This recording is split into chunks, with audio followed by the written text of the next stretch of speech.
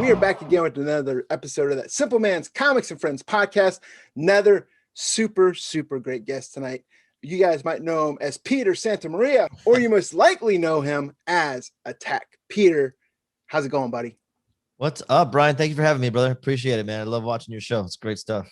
Yeah, I jumped at the chance when there was the opportunity presented itself to have you on this show. I said, absolutely. So glad that you are here tonight. We're going to get into some great stuff. Now, real quick, for my viewers on this channel that might not know too much about you, which I'm sure after this episode they will, but for now, can you let the community know a little bit more about yourself, where you came from, how, kind of from, not, I won't say from birth, but I was thinking the same thing. Like, well, there's a birth canal.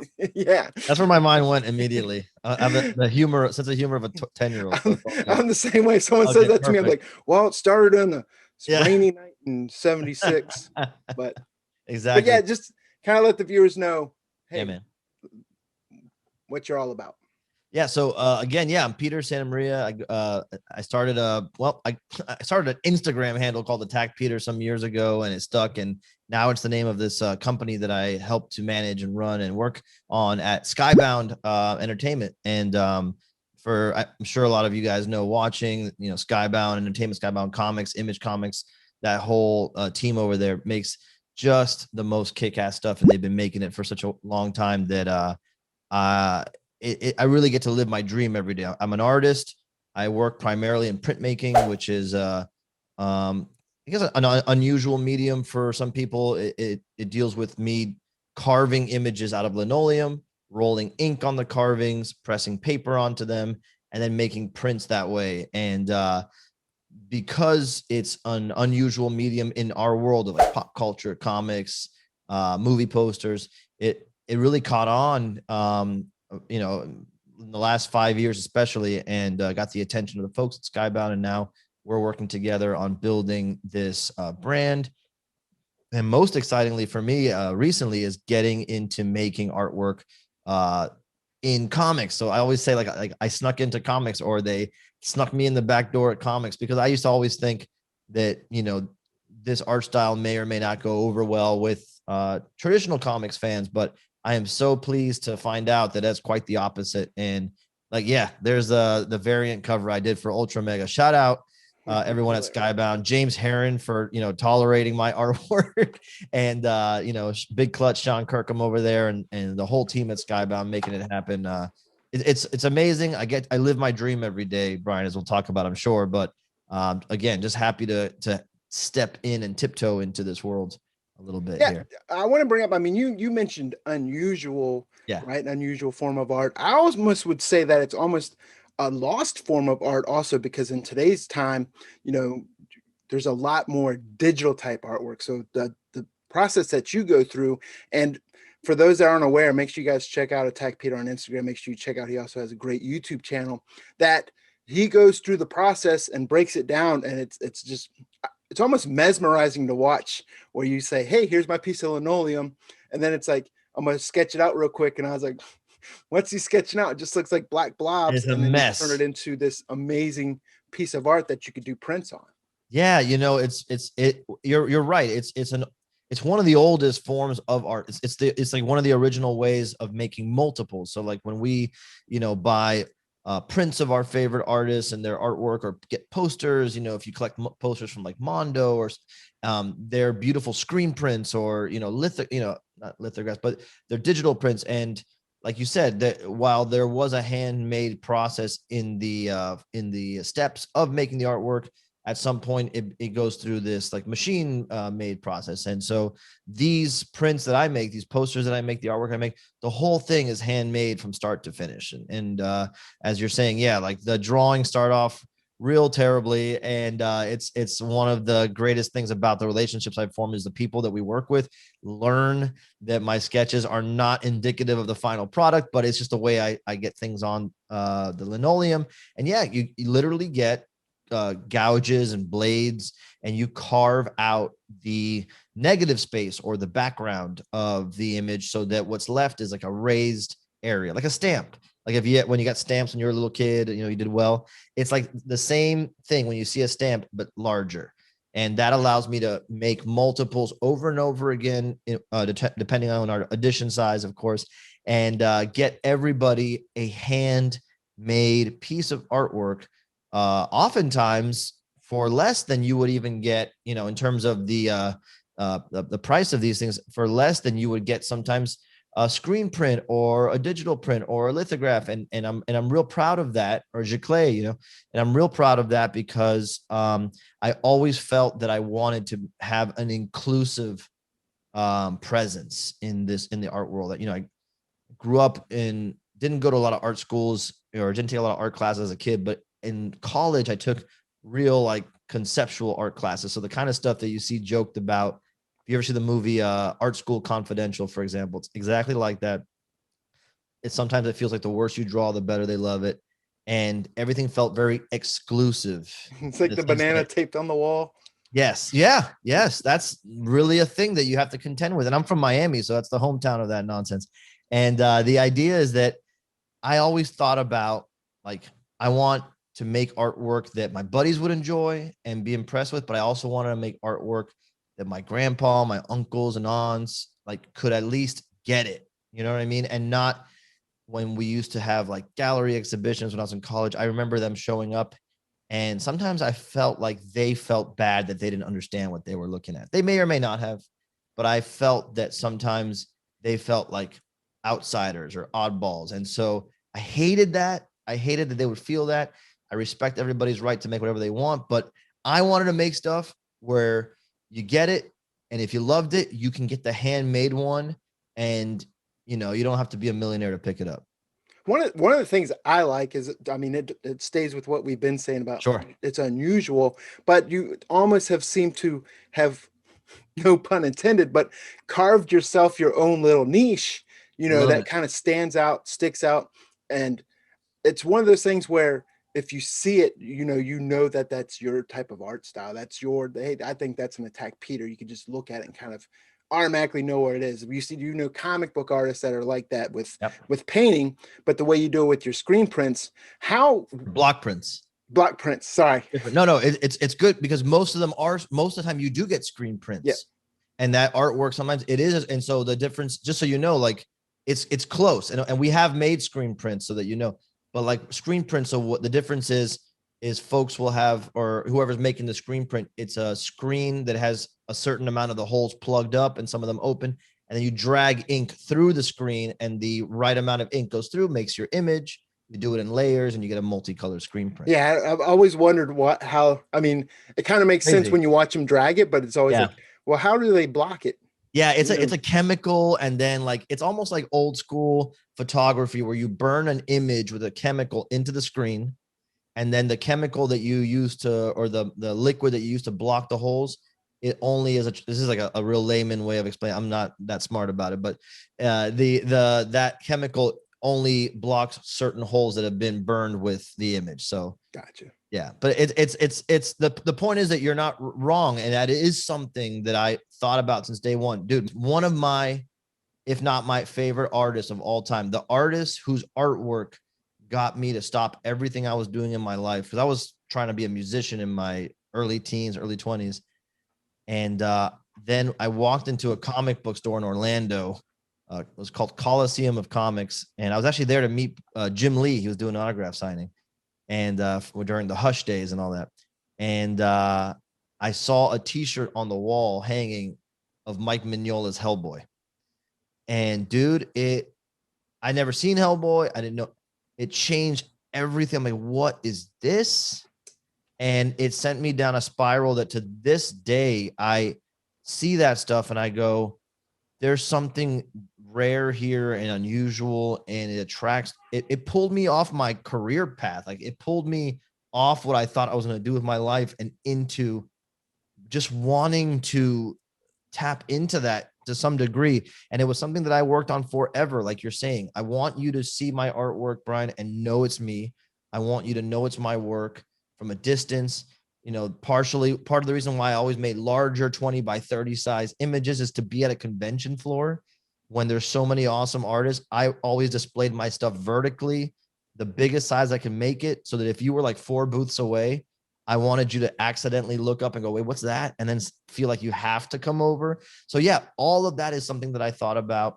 And, you know, to go back to what we said before, even though it's an older style and a less common style, there are a lot of awesome printmakers out there today making kick-ass stuff. It's just that they don't usually show up in this world. You don't usually see them at a Comic-Con and you know what I'm saying? So or I stumble, like you mentioned, I stumble upon stuff like that through like Mondo or those Mondo drops or Bottleneck Galleries, another one. Yeah, BNG is great. And then the only part that I caught on when you were talking about it being raised is it took me back to like 5th grade art, and the word bas relief came into mind. It's the same. It's dude, it's funny because that's where I usually taught. I was an art teacher for years. And that's when you start teaching kids printmaking is in elementary school, like 5th grade, 6th grade. And yeah, you do use that term bas relief because you create a recessed area and a raised area. So it's exactly that. And frankly, people who end up like, if somebody were to collect the original carving and frame that, you know, it is sculptural. It's 3D at that point. And so, yeah, we used to explain that to kids at that age so they understand the importance of having that raised area and what we call it. So yeah, you're right on the money, man. So how long does it take you from, hey, bare piece of linoleum to like your finished blocked out right before you start, you know, putting the ink on it and making the prints? It depends on how, what really I spend the most of my time on is the composition. And so like literally I do these sketches digitally, like on my iPad, Procreate. And they look just as bad. The sketches there, I'll send you some so you can show off. They're real bad. And but the important part of those sketches is to know where things are going to be, because as you can imagine, there's no erasing in this medium. Once you cut into it, it's there. So you really have to know pasting stuff back on. Yeah. Or, you know, what happens is I do make mistakes and then I just try to rework the design on the fly, which is stressful. And I'm sure I have at least a few ulcers because of it. But the point is that, yeah, I spend the most of my time on the layout. And for me, why that's so important is I know this artwork for the most part is big, large size artwork. Now you add a frame, you're really taking up a lot of space. And if someone was,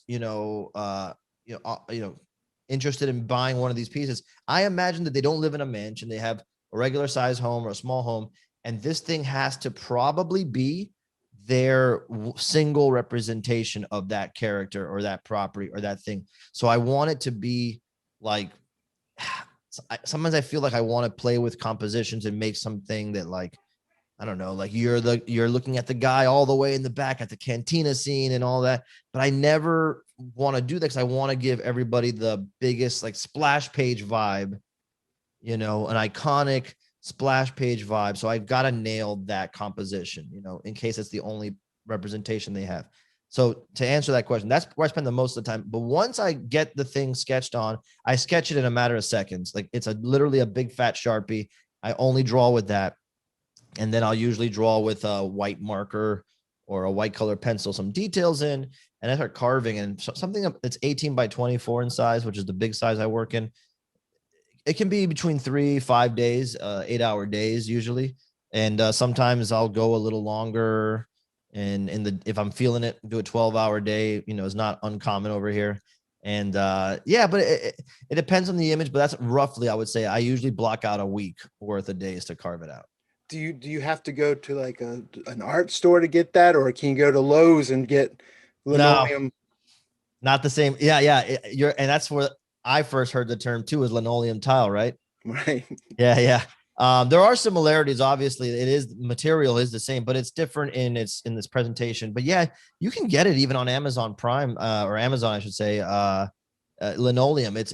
It comes in different sizes, and there's some that's softer, some that's harder.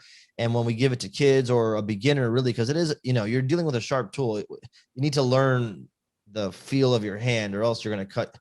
There's always bleeders in the class, you know what I mean?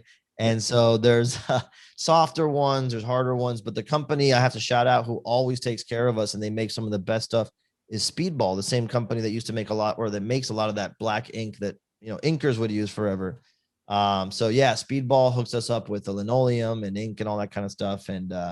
And that's the stuff that you can get on any art store, any art website, and of course, Amazon.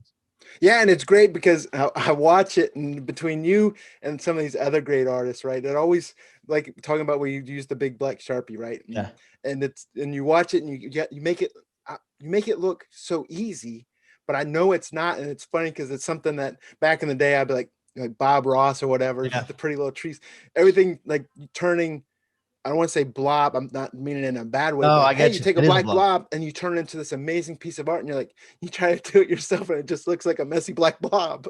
Well, you know what? The best way I can explain, because the funny thing is, again, as somebody who taught for so long, you have to be careful sometimes when you're doing something proficiently and efficiently, because you create a false sense of expectation in the minds of a young student. And they just say, okay, well, I guess it's easy, or it looks easy, or the best way to do it is fast and crazy and all this, right? And what's important is to let people know that this is not easy even now for me. The challenges really are in the expectations I put on myself, and do I nail it? Am I nailing it? But in terms of the making of the work itself, the fact of the matter is, you do something long enough. I have piles of work that I consider like not too great, and it doesn't ever show up. I don't put it out. I actually, sometimes I do show, like I did a Godzilla piece for Mondo, and I started, I got halfway through it, and I go, there's something really off here. And I just stopped, but I never tossed it. And I showed it on one of my streams so people can see like what I'm thinking about, why this is not successful, or why this was worth bailing on, why it wasn't salvageable. But like we were talking before the stream, like we were both saying that that you learn streaming, like, and production, video production, dude. The best thing about that, and I was telling you that a year ago, my wife and I, who do the streams on YouTube, we didn't know anything about this stuff, dude. And it was this amazing opportunity to feel like a noob again, which I love it, because it means growth is coming. And the older you get, the more, you get set in your, areas of expertise. You don't feel like that very often, and you miss it. I miss it. I love to be the least experienced and the least and the most ignorant person when it comes to a new skill. And I know that there's people around who can help me get better. That's an amazing feeling. Yeah, So yeah. I enjoy that too, and Yeah. I think sometimes the most fun, I don't want to say funner, the most funnerest is the journey from Yeah. trying to, okay, start from somewhere and then to watching yourself grow. And I mean, I've had a channel for 4 years now, and there's still like so much, so much growth that I need to do, but I enjoy how far I've come, and just like you said, doing every craft is different, and watching your process and watching you work out. Now, when you're talking about being at conventions and things like that, do you just bring your prints there? Do you sometimes do like working on prints while you're at the convention, or is it kind of a mixed bag of both? Or Well, yeah, everything, frankly, because like I said, this was a path without really a template in front of me. I fantasized and always dreamed of being able to be like my favorite comic artist, that they show up to a nice clean table. They have a stack of prints, a stack of books, maybe like a binder with some original art, a nice white piece of Bristol, a pencil, maybe a brush with some ink, and that's it. And you know what I'm saying? But that's not what I do, And so I have to really explain this. So I would be remiss if I didn't bring a carved piece of linoleum, an uncarved piece of linoleum, an example of every tool that I used, a video either on an iPad or my phone that either myself or my wife Gabby could pop out and go look.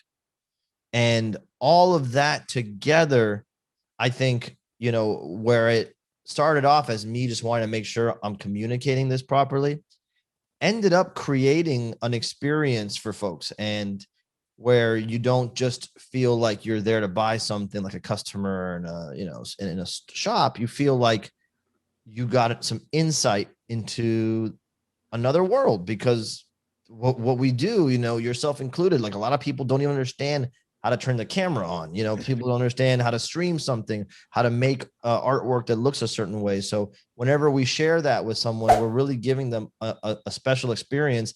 And then the artwork, the print, the sale, that's almost like an artifact of the experience, like a souvenir. Like, that was an amazing time, and I love this artwork, and owning this artwork is going to be extra special now because it reminds me of all that. So yeah, it's important to me to convey that. Yeah, I think that's great because I know like a lot of people might just be walking on seeing a print and they don't know the level of effort that Yeah. goes into it. But you having all that, and then, like you said, having the videos, it is great because just as you said, you see the print, but then you experience the experience, so to say, Yeah. of wow, that's what goes into that. And I could see people like, I had no idea I'm buying a print just because of just seeing how that process works out. And I've been showing, as you've been talking about your process, we've been showing your Ghost of Tsushima video so the viewers can see what Oh, all is cool. going into it as well. And I had one question because you made that video, it was about a year ago before that video game came out. Oh yeah. Did you get a chance to play it? Oh, I love it, dude. I love it. And I just heard all the news of the director's cut or whatever, the expansion coming out. I'm ready to do it again. I love it. I'm a big video game fan nerd, and I'm always thinking about how can, just like I feel like I snuck into comics with these variant covers. Now I'm like, how do we sneak into video games? Because to me, like all this, dude, I swear to you, like my wife Gabby and I were big nerds, dude. Like we're just and fans. Like we're fans of everything. Like we're fans, and and so I always think, okay, it would be fun if we got to do work on this property, or if I got to work on this one, or it'd be really fun. Let's see if Sideshow wants to sell one of my prints, so then we can go visit Sideshow. They have to let us in now and get to visit the campus. Or can we get the art style in a video game at some point? Like, can it work? And we're big fans of games that are art forward. Like Ghost of Tsushima is beautiful artistic game, but I also think about games like Limbo and Inside and Cuphead and Cuphead, games where my boys love some Cuphead.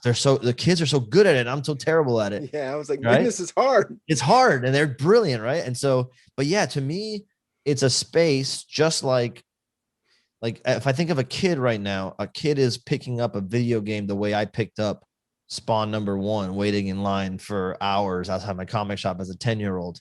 And I think about everything is connected. Maybe we introduce something to them, in video games, and then they see it in a comic book, and it's just fun to be able to experience things like that. And I cannot wait because I know it's going to happen. We're going to get this art style, this weird printmaking art style is going to be in a video game, and it'll be the first time. So it'll be fun. Yeah, one thing that I wish my kids could experience that we experienced was something being sold out, a video game being sold out on release day. They don't have to That's deal with that now because you true. can get it digitally, or I always say like back in the day when I was a kid living in Germany, we didn't have VHS, we had beta, and Okay. on base there was like always we'd go to Sunday brunch and then we'd go to the video rental store and they'd be like, well, Return of the Jedi is supposed to be returned today, and we'd sit there and wait as long as we could till our parents were like, Good. no, go, we gotta That's go. that's amazing. So your family, you're an army family? Yes, I'm an army brat. Oh, cool. And you were stationed, and what, your family was stationed in Germany? What part? Yeah, Heidelberg. Oh, cool, man. And how long were you there? 84 to 88. Now I'm aging myself, but Nice, dude. And so, yeah, that is a good point. Like, I can't even imagine. It's already strange to think, to explain to kids what, media consumption was like back then, but then take it to a different country. That's another world altogether. Yeah. yeah, you relied on video rental because you only had one AFN channel then as a kid. Oh, I want to talk to you also about the print process and some of those influences because you mentioned that Ghost of Tsushima video, some of your influences, and then relaying from that into this like world you're building. I don't want to mispronounce, but Takaro. Yeah, Takaro. Takaro. See, I'll mispronounce. Like, I always tell people, think of like Mexican sushi, taco roll. There you go. That's it. And so Takaro is yeah. So essentially what. So here's the thing, Brian. I'm always thinking that if I do something that is cool and different and new, if it's really good, then I should expect some people to start, at least being inspired by, if not flat out imitating it, right? And then if there's anything novel about what I'm doing, like, bringing this art style into this world, and I'm not the only one. There's shout out, Brian Reedy's an amazing artist who does printmaking in pop culture. Andrea Ordonez, who goes by Andius on Instagram, and she helps print a lot of my prints. So there are others now, but the idea is like, how do I stand out if that becomes like a popular trend, right? And so immediately I started thinking a few years back, if people really love my kaiju stuff, I was doing like a lot of Godzilla stuff and King Kong, and I'm a huge fan of Ultraman and, Pacific Rim, and I love all that stuff. I love Ultra Mega. Right? When they told me Ultraman, I'm like, what? Let's go, And so, so I said, eventually, like, let's say I'm the most popular Godzilla artist of all time one day, right? Let's just say that happens, right? Whatever that means. How high can that ceiling really be as an artist, as a businessman? It didn't feel like it was the smart long play. The smart long play was creating something that I had, the reins on, that I had control over, that I could decide, where it goes, what I do with it, and I can do whatever I want. I can make whatever I want. It's your IP. My IP, exactly. And so, it's so funny because it was at DesignerCon 2019, one of my favorite shows, DesignerCon,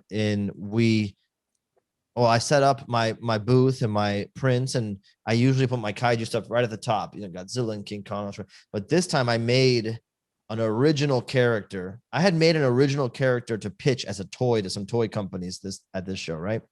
And I had done them all digitally, and I sent them to my good friend, and I like to call him a mentor too, because he's given me so much great advice and guidance. James Groman, toy designer, artist, creator. And check out his work. It's amazing. James Groman. And he goes, dude, it's awesome. The character's cool, but how are you going to show up to a convention as a guy who does printmaking and your creation is digital? That makes no sense. You got to do it as a print. I'm like, you're right. So I made it, and I displayed it right up against all the other kaiju. And when I got to meet Paul, Sean Kirkham, Garima Sharma from Skybound, I showed them Takaro. I go, this is one of the guys I really want to develop. I have a world in mind for him. I want to flesh it out, build something around it. They were like, dude, yeah, because that's, Skybound's all about stories and building and creating. And I mean, like, look at Invincible. It's like they were all aboard on that idea. And so for me, Takaro is the first kaiju of printmaking, the first giant monster of printmaking. And what's the most fun about it, you were talking about the YouTube show. We've been building his world and the story and characters through a series of prints. So much in the same way you would get a monthly issue of your favorite comic and build out the world little by little, and of course the story and the plot. And then maybe at the end you would get a trade paperback, or you'd want like the hardcover collected edition, and there would be like supplemental material in there, like in behind the scenes and all this. We're working towards building out a story through prints that we are going to eventually launch as I think would be a pretty badass Kickstarter campaign, where we build out a whole book with all of this artwork plus more artwork that I'm going to create for it, prose, working with a writer to like build it all out, and launch Takaro as a full-fledged IP with story and a universe and characters that hopefully people dig, and go from that and just build. But it will have been built. This is what's different about it, in front of everybody live on YouTube once a week when we go, or now we're doing them twice a month. I've designed characters with the live chat. We have a video series called Designing Monsters Live and on the channel, and we've designed one of the monsters he fights, this giant like insect looking character named Shiga, named by Colt in the chat. Shout out Colt, Coltimus Prime. And these were just people coming to see the live videos. And I would say, guys, I want to design a new character for Takaro to fight. what do you think we should do? We have a turtle guy that he fights. We have this big Yeti type guy he fights, but we don't really have like a flying guy. What do you? And then so yeah, let's do it. Flying guy. Let's give him this and that and this type of fur and this type of arms and blah blah blah. And I worked it all out live on the iPad, sketched it all out. They gave me all their advice live in the chat. It was crazy. And then I made it as a carving, and we just and debuted it on the next stream, and people got to own it and have the artwork. So it's just really, dude, I'm telling you, there's no master plan in the sense that like I knew it all along, but it feels like something that's happening organically, partially because of the pandemic and not knowing how else to connect with people like I would at a convention, but partially because this is what I would have always wanted, like as a fan. Like if Frank Miller had a video stream on YouTube where once a week you could see what he was up to. I don't know if you'd want to. I don't know if you'd want to watch that. Might give you nightmares. Well, yeah, but I mean, if any of these, I mean, I love Frank Miller, but like, yeah, anybody like look, Ryan Otley, if you got to watch him put together, his design ideas for Invincible or for Amazing Spider-Man or whatever, and then you in the chat, you got to chime in. I know Daniel Warren Johnson does Friday with D-Dubs on YouTube, where you get to like interact with him a little bit and stuff. I think that's an easy way for an artist to I don't want to say give back, because I'm taking from them too, but an easy way for an artist to build community around the artwork. It's like a peek behind the curtain also. Yeah. And really saying like, dude, Takaro, we're building this together, dude. Like if, let's say, knock on wood, Takaro pops off, like we release, like the prints sell out every time. So that's a good sign. If we release a book, right, and the book launches the universe and it's available, in mass, and people can get it anywhere, find it at a store or whatever it is, and it pops off, and then we say, oh, maybe we should do something else with the book. Maybe we should turn it into, a sequel to the book, and then maybe now we have next Ninja Turtles. I mean, so like, let's say it does, like, let's say it pops off. You could now think of, dude, this is what I think about, because I came from a music background. You could now think of I remember when Takaro was like this indie thing on YouTube, and like I was there when he created Shiga the Death Moth, and in fact I named him Shiga the Death Moth. And it's like when you talk about your favorite band that you saw at a club before they go mainstream. Right? And so like I'm like, why not apply that? Because as a kid I used to love that. Like I found something, there's only a small group of people that know about it, but it's getting bigger and it's building up and it's rad and I love it. And so I want to create that. And I don't know, I think we're doing a really good job. People keep coming back and things keep popping off. So I think we're doing well, but that's the goal, that no matter what, there's always this engagement with the people who are help supporting it. Yeah. And Takaro is going to be the mascot of that, I think. Yeah, I think it's great. Especially I like the Kickstarter idea. I think it's really awesome, because I was going to ask, is like those prints sound like they would make a great. I was even more simple man minded. Tell me. I was like, hey, bring those prints in to just a coffee table type book 100% for people to look at. But I liked what you're saying, where you have added commentary in there, you have different backgrounds, different stories. That just kind of takes that idea and expands on it, makes it so much better. And I hope that when you do put it on Kickstarter, that you will come back on to Simpleman's Comics so we can tell the Simpleman's Comics community about when it's going on Kickstarter. I'm your new co-host. They didn't tell you that? Yeah. I'm here every week, dude. Heck yeah. No, like, but yeah, no, to expand on what you're saying. Yeah. The original idea was, people always ask, can you collect all this artwork to a book? Stuff has sold out, stuff I can't get anymore, or I don't have space on my walls for everything, but I want to appreciate it. And my idea was like, let's do that, but let's also make it so there is narrative going throughout, so that's the idea. So I also wanted to step back just a little bit when you're talking about video games again, which, makes me think of video games, which makes me think of microtransactions, which also leads into something that's even bigger now outside of video games. And that, of course, is non-fungible tokens, or NFTs. Yeah, man, the big thing. Yes. Do you have anything in mind for possibly, is there going to be some Attack Peter NFTs coming down the road, or? We're definitely exploring those things. The thing, first of all, I'm open to all of it. I want to be wherever the people want to be. So like if my first idea with, all my artwork is like, I want to go hang out at a convention. What do people who go to cons want? Let's make something in that realm. Right. And, but if it is the thing that NFT is where you got to be, then yeah, why not? We'll do NFTs. It's not something that I think about in the sense that, like, if I make a design, it might be awesome on a print. It might be awesome on a shirt. It could be a cool sticker. It could be like a wallpaper. Could be NFT. It could be like something digitally exclusive.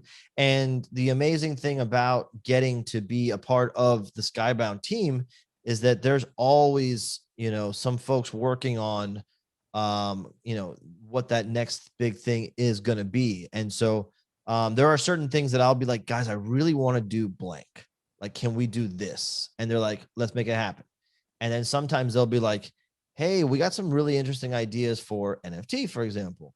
And like, what do you think? And I'm like, let's go. Like, let's do it. Like, why not? And so it's not, I don't want to tell you it's something that's like in the immediate horizon, but it is something that we're looking into. And because that's the thing with what we do is, I'm an artist and I'm making artwork, but there's an amazing team of people like working on Attack Peter as a brand, and so it's a team effort, and there are a lot of people working on stuff like that. It's not immediate though. I sooner want to put out a Takaro action figure. That's what I want to do next. I noticed you mentioned Mike Mignola, and just like when talking about your artwork, that's another artist where as soon as you see the art, it stands out, right? Do you have any other influences that I noticed in some of your videos, like you're a big classic samurai cinema fan? Oh yeah. And that definitely comes out in your artwork, but is there any other influences, experiences that you can that goes into your artwork when you're doing this? 100%, dude. One of the other biggest influence, one of my favorite artists that I in my early 20s, again, I came across their work and I dissected it forever, and is Eric Powell, creator of the Goon and Hillbilly, and now you just had on your channel. Yeah, exactly. Which I was gonna say, it's so crazy that I get to have people like that on. But there was one artist that I met early on. I discovered their work early on, or I came across it, and I feel like he's one of the best out there, period, full stop. And at the same time, criminally underrated in terms of like his mainstream awareness. Like, he makes tons of stuff, but I'm talking about Scott Morris. And so Scott Morris to me he's a comic book artist. I discovered I came across his work reading Sam and Twitch. So if you remember that Spawn offshoot, and he had like a very like impressionistic style, like a lot of movement, energy,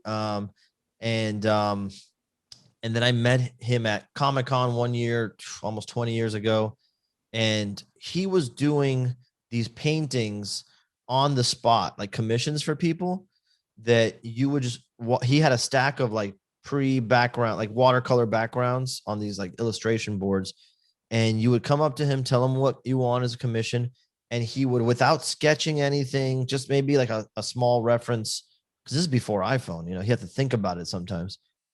And he would say, okay, and he right on the spot, boom, boom, boom, boom, boom, boom, boom, like a modern version of sumi-e painting, speaking of Japanese art. And he would do these dynamic, bombastic, incredible paintings on the spot right while you watched. And that influenced me so much, because I said there's an added factor to this. It's not, I already love the artwork. He had a comic called Magic Pickle that I read when I was on Oni Press that I loved. But when I saw his work and his work creation in person, and that there was a performative aspect to it, I always felt like that I have to figure that out. And it's partially why I sketch the way I sketch, because I want to like boom, boom, boom, boom, boom, boom, boom. Like, I like how it feels, like it feels fun. It looks like it feels fun. So I always started drawing like that. Boom, boom, boom, boom, boom. And so now carving is not as fast as that, but there is a performative aspect to it. And like you said, before, when I do like Skybound Expo, or when I do my YouTube streams, I like to emphasize that, like, how do I print, or how does the carving? That's why we have videos on it, because I was so inspired by the fact that somebody who could do that on the spot, they have to be at such a high level here, like understanding what they're doing. The execution has to be on point. The confidence, there's a little bit of swagger to it that I loved. And And so, yeah, he really made a huge mark on me. Not that he knew, I was just watching. Years later in 2019, Comic-Con, I got the chance to exhibit there, and it was the first time I had been back in like 15 years, and all my career had started off in that gap of time. And so the first thing I did was walk up to his booth and I go, dude, I've been wanting to come back and tell you this forever, man. But like so much about the success that I've been able to have has come from being inspired by watching you work, digesting your artwork, the performative, all that. And I was so happy to be able to do it, and he's just one of the nicest guys out there. So it was excellent. So yeah, Scott Morse, please check him out at Crazy Morse on Instagram. Insane stuff. Yeah, we'll put it up on the screen right now so you guys can make sure you follow him. I want to also talk about, we've talked about some of these great projects you've done, especially some of this collaboration with Skybound. Make sure you guys go to skybound.com. I'll put the link in there as well. Put it up on the screen right now. Check out everything available from Attack Peter. I mean, there's swag, there's prints. One thing I wanted to ask you is, do you have a preference on whether you do color prints or mostly black print, or which do you kind of like playing in both areas, or do you have a favorite of style that you like to stick to? Well, I love color, and I barely use it in my artwork because the original design idea for these prints is, if you came back year after year and bought a new piece of work of mine, they would fit well in a series together because they're all black and white, right, or at least some level of monochromatic. And I also used to think, to be quite honest, that if you were perhaps, in a relationship with someone who maybe wasn't as excited about putting up, your favorite character in 18 by 24 size on their wall, that at least you could persuade them, if you weren't blessed with the opportunity to have a man cave of your own, or, so at least you could persuade them if it was black and white, because it kind of fits in nicely and easily. So that was the original mentality behind it. But the truth is, I love using color. And that's why when we got a chance, speaking of the Skybound store, to create the first Attack Peter vinyl figure, the Daruma, that you can, that's there on the store, I said, okay, let's not do what everybody's going to expect us to do and do a black and white figure. Let's do it in color, full color. Yeah, it's vibrant. It's awesome. Yeah, because, I don't want to be, put into a corner when it comes to a certain design aspect. We've done, speaking of screen prints before, we've done some screen prints that have beautiful colorations to them. And thanks to, the work of Mike Aronson and Eric Denman over at Skybound, I love the work they do helping to bring some of those images to life. But yeah, like the Daruma figure was something where I said, this is a great place to explore color a little bit more when we do 3D and do figures, because, it's got a pop, and the Daruma itself is a colorful, iconic image. And so we got a chance to explore with that when we designed the Daruma. So yeah, there's both facets, and I love it all. There's really no best for me. I also want to talk about, you talked about wanting to work in video games, but beyond that, what would be the dream Attack Peter job, or the dream campaign? Would you want your own IP, like you talked about with Takaro? Remember Mexican sushi, taco roll. Taco roll. There you go. But, or, were you saying, hey, say for instance, Tokyo Olympics is coming up and at the end of the month, a huge campaign with that. I mean, what drives you, or where would you like to kind of see yourself? I won't be, cliche and say, where do you see yourself in 5 years? But yeah, no, I get it. Dude, to be honest with you, I used to imagine what other artists and creators would think like that. And the funny thing is, I'm thinking the exact same way I've always thought, which is, man, it's literally this simple. I'm sitting on the couch after working all day and with my wife, Gabby, and we're playing a video game, or we're watching a show, or, and I'm like, man, I just want to, like, we're watching Mandalorian, right? Love Mandalorian. And we're like, and I'll just say out loud, man, I just want to visit the set of Mandalorian, or I just want to like visit the workshop where they make the props. Just one day, like, I won't touch anything. I'll be fast. I just want to see it. And then I kind of reverse engineer a project that could get me closer to that. Right. And so I think in those terms, like I want to be able to look back at the end and say, I got to do whatever I want. You know, one of my biggest inspirations, more so even than for his artwork, but in his mentality, his mindset, is Todd McFarlane. And I remember when, like I told you earlier, like I stood in line to buy Spawn #1. I freaked out when I saw, you know, the Spider-Man comic line that he got to do, just a plain Spider-Man line. And that stuff blew my mind as a kid. And so I always knew McFarlane, the name, the guy, the creator. And then I remember when Spawn became a TV show on HBO, and I'm like, what? And it's like an adult animated show. It's amazing. Okay. And then I remember when Spawn became a movie. I'm like, what? And then I remember when Spawn was a video game on the original PlayStation, and when I got to buy the Spawn toys at KB Toy Store, and I'm like, there probably was an army of people telling him, what are you can't do that. I mean, that's what Image was founded on.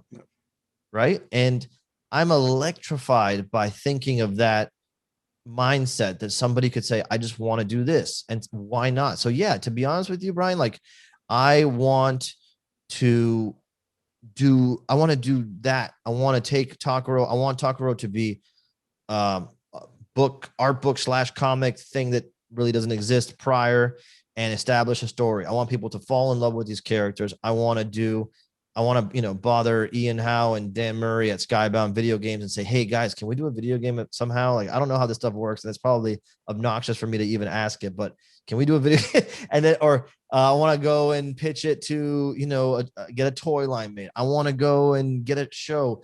And it's not because I have this mentality of I'm going to be the biggest thing there is, but I just feel like this life is a gift, and this opportunity is hella rare. And if it's rare to be to have success as an artist, it's 1 million times more rare to have a group of people with proven success like Skybound believing in you and pushing you. And so to me, it's like, I want to kick ass in every freaking aspect of this industry that I can. So yeah, dude, so that we can have a Takaro virtual reality experience where like we're hanging out with him and he's huge. And like, or we go to the movies and watch Takaro, movie, and why the heck not? And then people like me trying to buy tickets. Can I get 2 tickets for Tucker? Yeah, you're like, okay, you gotta pronounce it first, sir. You have to put it on the movie poster. You just hand them a label. Yeah, exactly. Phonetically. Yeah. But no, and then the idea would be like, what would be the one different thing that I could do that hasn't been done yet? To like document the whole journey from start to finish. Like that is what I'm doing. If this whole thing falls apart in a year and DA at Skybound like says, I'm tired of this guy's name being on our brand, get rid of this guy, not that he would, he's the nicest guy, but let's just say he woke up, Robert Kirkman's like, who the hell is this nerd? Get him out of here. Let's just say, right, then at least there's like this amazing catalog or documentation of what we did so far. But if it works, and if it keeps going in the direction it's going now, dude, it'd be so cool to look back, and even this conversation and us talking about this and being able to give this to someone to say, hey, look at how this guy struggled and what he did to get there. So there's like a little bit of a blueprint, Right. I wish there was a blueprint for me when I was coming up and trying to figure this out. There's not always one. And you spend time talking to people and trying to glean little bits of advice and information from people who don't necessarily have anything to do with what you're doing, but you're trying to find a connection there, and sometimes people are generous with it. Sometimes people aren't. So I yes, dude, I want to do it all, but I also want to leave a trail of breadcrumbs for the next person coming up. Yeah, it's great. I mean, it goes back to like the one constant that we've talked about kind of throughout this whole video is even when asking, hey, where do you want to be? It's still about, hey, let's not worry about the finish line. Enjoy the journey of getting there, which makes it so much more enjoyable. Because it's the case, like, I mean, I equate it honestly to like, let's say you're we're all, big Comic-Con fans. Let's say, you're going to a Comic-Con, whether it's local or you're going to San Diego, whatever it is. Getting there is awesome and being there is awesome, but part of the fun is the anticipation, and getting in the car, planning it, getting in the car, getting on a plane, coordinating with your friends, people who maybe live near you or you only see once a year at a convention, planning what you're going to do after the show. All that stuff is so fun. And when you remember it, you don't just remember your time on the floor, you remember all that. And especially after a year like we just had, dude, how many times did you sit and enjoy memories and think and say to yourself, the next time I get to do this, I'm going to like savor the heck out of it. You know what I mean? Yep. And so that's what this is for me. It's like, dude, I geek out on my job is so the geek out level is so hardcore, almost like on a bad day. Let's say we're waiting for an email to come back from a certain company, but when you get, but then you think about, holy crap, we're emailing so-and-so from this company. That's crazy. You know what I mean? So there's no bad days. It's awesome, man. And then also, like you said, Comic-Con, another thing is almost like when you're hunting that grail comic book, like I've for like 4 years hunted down the 1986, the Marvel Star Masters of the Universe. I wanted all issues 1 through 13 in a 9/8. So over 5 years, I did that. Once you're done, you're like, okay, now what? Yeah, there's like a hangover almost, right? Like the hunt is the thing, dude. You know what I mean? I believe that totally. Like the hunt, the path to it, you know, and like you're saying, like you can celebrate and enjoy and savor like little benchmarks along the way. So like if you're collecting 13 issues, like maybe when you got the first, second, third, those are like little triumphs. But the truth I is, started keeping a note in my iPhone and had like a checklist, and I was like, man, I just need to find issue number 12, and then, you know, it's a whole thing, and it gives you like an opportunity, like, and now searching for issue 12, like maybe that puts you on a path to go to a comic book store out of your area. Yeah. And then when you're there, you find a new place to eat that's really good, or like, you know, like there's a whole thing. Like it's just a drive, and it's just an excuse to savor life on a real deep level. Like any kind of quest and hunt like that. I'm just lucky that, you know, we get to do it in this way that's kind of odd, you know, printmaking giant monsters and doing it on YouTube. It's a weird descriptor, but it's the path, it's the tool set that I have, and it's allowed me crazy opportunities that I'm so grateful for. But yeah, man. Hunt. So there's one other thing I wanted to talk about. I mean, we know you're a video game fan, we know you're a comic book fan. So being a comic book channel, can you tell myself and the community, what are some of your favorite comic books? Do you have a favorite book in your collection? Do you have a favorite creator team? You know, yes. What kind of drives your comic book collection, so to say? Okay, so first thing I'm going to say is that this hurts to say. I used to work at a comic book shop for a couple of years in the early 2000s. A store called Outland Comics in Miami, Florida. They had a few locations. It was awesome, and it was there that I discovered Invincible. Believe it or not, it was on a super slow day, and I forget the issue number, but we could probably pull it up. It was the one where, I believe the Flaxen alien race is introduced. And so whatever issue number that was the one that was on the rack. I picked it up and I'm like, what is this? And I was like, definitely reading a ton of Marvel, DC, a lot of Dark Horse, you know, but when I picked up that book, and I know it sounds like I'm being a Skybound show, but it's freaking true. I'm like, this is the freaking best superhero book. And so I started reading that exclusively. And, but I always collected Mignola artwork. I had a checklist from Comics Buyer's Guide, I think, where it was like, it came out right before the movie, the first Hellboy movie came out. And it had like all of Mignola's bibliography up to that point with a checkbox next to every issue. And so I would go to hunting every Mignola issue of everything. I got into Alpha Flight that way. And I got to see his stuff on Rocket Raccoon before anybody cared about Guardians, and his Dracula, Bram Stoker stuff. I mean, he has such an incredible like run. He had an amazing issue of Doctor Doom, Doctor Strange. Yeah, collecting his work was amazing. I love stuff like Sin City, Frank Miller, The Goon was huge for me. And then I liked collecting all the Image indie stuff, man. So a lot of the indie stuff was big for me. We Three by Grant Morrison was my favorite books of all time. Did you ever read that? I haven't read that. I'm a Grant Morrison fan, of course, but it's a weird one. It's I don't know if you know anything about it, but it's basically a dog, cat, and a rabbit are all like lab animals, and they are like being experimented on with robo technology that makes them able to communicate with like terrible English.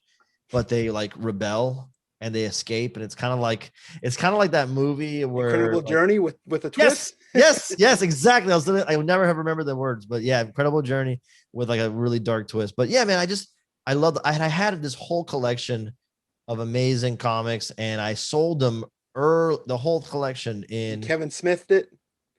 It was right around. Yeah, I did, because I was, running out of money for art supplies, and I had to keep up and make new stuff, and everything I was making back then, none of it is what I show now. I was doing a lot of paintings and stuff like that, so, and sculpture, but I had to like, and dude, I had the second appearance of the Lizard ever. It was definitely not like a 9, it was probably like a 5.6, but it was autographed by Stan Lee. I met him in person, and it was like a ballpoint pen signature. The one of the coolest comics I owned that I was proud of was the first appearance of the Hobgoblin. I think that's amazing. Spider-Man 160 something, or 60 something. It was the one with a tattoo inside, which is right. So and it's funny because, and what makes it even more, make it more better, but it's talking to you, it's a lot like me. My nostalgia drives my collection. So it's those books back then. It's not just the book itself, but it's the sentimental. Oh, dude, it's the journey. That's we. Yeah, dude. I never collected for thinking that I was gonna hit it on some issue. Although I did get lucky because of my tastes were a little, off, and so one of the Mignola issues I hunted forever was the not official first appearance of Hellboy, but kind of was the first appearance of Hellboy. Next Men 21. That was color version, right? Yeah, but who created Next Men? Just tip my tongue. It even made that issue even made it into an episode of Big Bang Theory. Yeah. Oh, really? Did it really? Yeah, they're talking about it in Big Bang Theory. Okay, so Next Men 21, dude, and if you can imagine, this is right before John Byrne, look at I'm idiot. And so right before the movie came out, Hellboy comics, nobody had them, nobody cared about them in terms of like mass market appeal. So to find them, the trades were hard to find. And so I went into my local comic book shop, 25-cent bin. Now get this. I found 5 mint copies of Next Men 21 back to back in the 25-cent bin. And back then, I sold, I kept one, gave one to a buddy of mine who was the only other Hellboy fan I knew. And I sold the other 3 for $100 a piece on eBay back then, which for me was huge money back then. Yeah. And, but yeah, man, that's the most like I ever think I made off comics, but I just love the medium, dude. I don't have to tell you, there's something about it that is the quickest and easiest way to experiment with new ideas and try strange things out. And it's great because it evolves, I still hold on to nostalgia, but I love the way the comic hobby is and how it all intertwines now between comics and pop culture and even sports you can put into that. It's just kind of I always say it, and my other friends that are YouTubers say it's kind of like a way of buying back your childhood. Like back in the day when I didn't have allowance money to buy stuff, it costs a lot more now, but I'm able to pick up some of those books. Yeah, and it's all relative. It's like there is something there, and you can't explain. Look, it's a luxury item at the end of the day, and especially when you're collecting back issues, that's for sure. But there is something to be said about that intrinsic value, and maybe it is just what you're saying. Like we never thought we would have this issue of this book, and you're holding it. Like even sometimes I go to a convention and I see a CGC copy of an issue I've only never seen in person. I just get to see it up close. I don't know why it's magical, but it's magical. It's like because I remember being super short little kid going to the store and seeing them on the top shelf and not being able to even touch them. It's also super intimate. Like when you experience a comic, it's right there. Now, do you read comics on the iPad? I have. I've read them on some on the iPad, some on MacBook, but I still like paper copy. And even I'm a big trade paperback or omnibus guy. For sure. Yeah. That's what I want to get into because there's no way I'm going to be able to get all the backers. But I have this. I collect like anything Jack Kirby collected edition of this. I'm hoping when they bring the Fantastic Four back into the MCU, I really want like a big oversized edition of some of the original Fantastic Four comics. I know the artist editions are out there. I love them. I have a Hellboy one, the IDW ones, but I really want like the original Marvel pages, like colored and the whole thing, but like big. I want, because now I have the room for the big one. I want the big one. So just to recap so far, we've talked about your print process. We've talked about the big projects you're involved with, the collaboration with Skybound. We talked about how wanting to get into video games. We talked about where you kind of see yourself going, but we also have some stuff right on the horizon coming up. You've done, like I got behind me, that fantastic Ultra Mega cover. We also have Skybound Expo coming up, and within Skybound Expo, they have some great variants. Can you provide any information, tease? Do you have another cover coming up maybe for Skybound? Well, the amazing thing at Skybound Expo, one of the amazing things is the whole event is crazy. It's so much fun. But our buddy Sean Kirkham, aka Big Clutch, runs Comics Vault Live, and man, he is able to get some crazy things to happen. And what I can tell you is that absolutely we are going to have a brand new cover variant dropping that day. And so, yeah, we're going to drop a variant cover to Invincible number 19, the first appearance of Battle Beast. And there is a big honking chunk of Battle Beast block print magic on the cover of that issue. And I think if you like the Ultra Mega, this one's going to blow you away, because I want to say our guy, one of the designers and logo creators at Skybound, Andres Juarez, put together an amazing composition for the cover of that book, and I think you guys are gonna flip for it. It's fantastic. Yeah, and I also want to say, mentioning Comics Vault Live, you want to make sure you tune in to the Comics Vault Live, because whenever they put stuff up there, it's not a large quantity of books. I mean, one time Ultra Mega, I think, was 175 copies. Not sure what this will be, but you bet it's probably in the ballpark. And not only are you going to have a variant, but you're also going to have a print like you did for Ultra Mega as well. Yeah, and this one's going to be twice as big. So the Battle Beast print is a 20 by 30 sheet of Nepalese Lakta paper. So it's like imported from Nepal, where we get our paper. And Battle Beast is huge, 18 by 24 on it, and you'll have like a big his name splattered across in Japanese, and there's some ultra violence on it too. Yeah, so that's coming up on Skybound Expo, which is July 17th, 18th, right? That and much more. We are, because then I got my own segment, and we're gonna be unveiling some crazy stuff there too. But yeah, don't miss it, man, because I got one of the hardest things for me to do is tell people, sorry, I don't have any, the day after, minutes after, hours after. Yeah, minutes is the right thing to say. They go quick. Yeah, and I unfortunately, like, they're limited, and that's part of what makes them valuable. But I think people weren't sure what to expect the first go around, and they sold out super quick.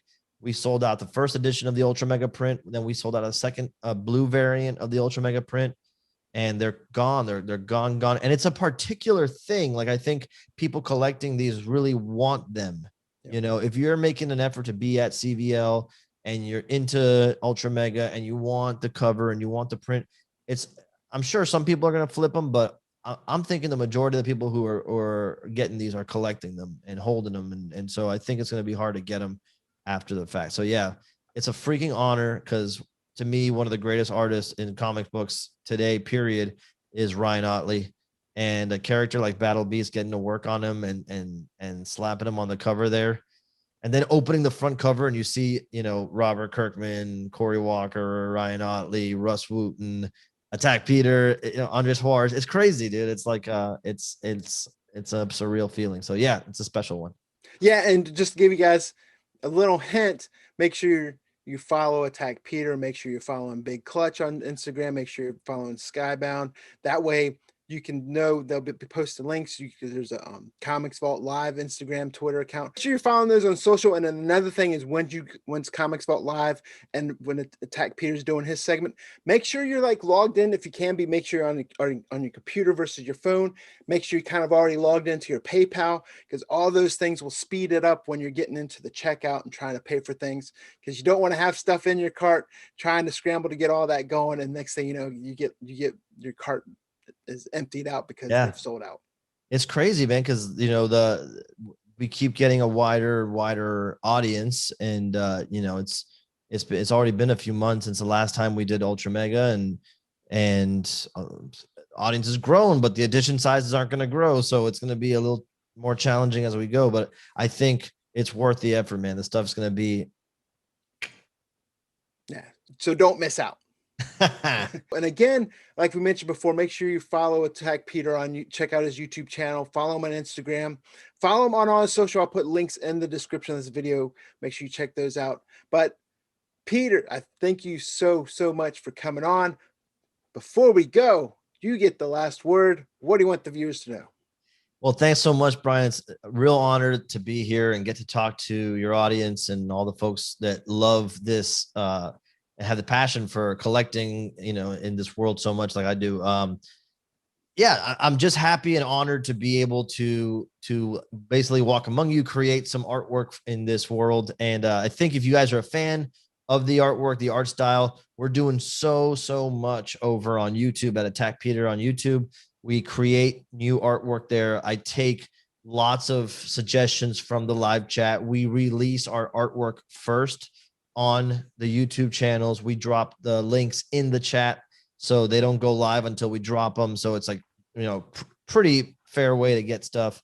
And we're posting all the time on, we go live on Thursdays at 7:30 p.m. Eastern time, 4:30 Pacific. I'm always on Instagram and do stuff on Twitter and Facebook, Attack Peter. But we also have a Facebook group that's been a real help for collectors who may be like just getting into my work or are just now starting to collect it and want to find some stuff that's been sold out.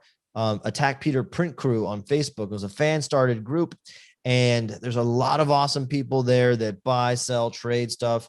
They don't take advantage of each other. They're not scalping each other. And if you live in like a weird time zone, or if you can't make it to a live stream and we're dropping something you want to get, you can get a poster buddy there. People like link up with each other and somebody will pick it up for you and send it to you. So lots of awesome spirit there. So I strongly encourage people to check it out. But yeah, I think that's pretty much it. But thanks, man. I appreciate it. I mean, first of all, open invitation. Anytime you want to come on the show, you're always welcome here. And again, make sure you guys check out Attack Peter, check out his YouTube channel. Make sure you check out his website. He's got a bunch of stuff up there. And of course, Skybound's website, they have that collab section, a bunch of stuff where you can also pre-order that vinyl figure he was talking about. So check those out. And again, thank you so much for coming on. Anytime, like I said before, you're always welcome. With that being said, guys, this is Brown Simpleman Comics. See you guys in the next video.